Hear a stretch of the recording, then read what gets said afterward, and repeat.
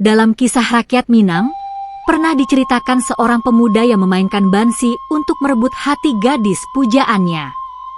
Melodinya bukan hanya memikat sang gadis, tapi juga diyakini mengundang roh gaib untuk membantunya mendapatkan cinta. Di sini, bansi menjadi simbol kekuatan antara seni dan alam tak kasat mata. Di daerah Nagari Sarwaso, tanah datar, bansi dimainkan dalam ritual penyadapan pohon enau.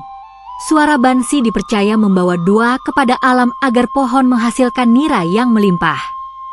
Dalam suasana seperti itu, bansi menjadi media spiritual yang menyatukan manusia dan alam. Seperti dijelaskan oleh Syamsul Bahri dalam penelitiannya, penggunaan bansi dalam ritual Minangkabau memperlihatkan bagaimana musik tradisional memiliki peran multifungsi, hiburan sekaligus medium komunikasi spiritual.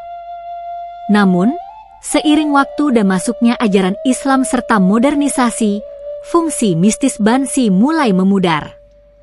Kini, bansi lebih dikenal sebagai alat musik pertunjukan, bagian dari identitas budaya, dan media pelestarian seni.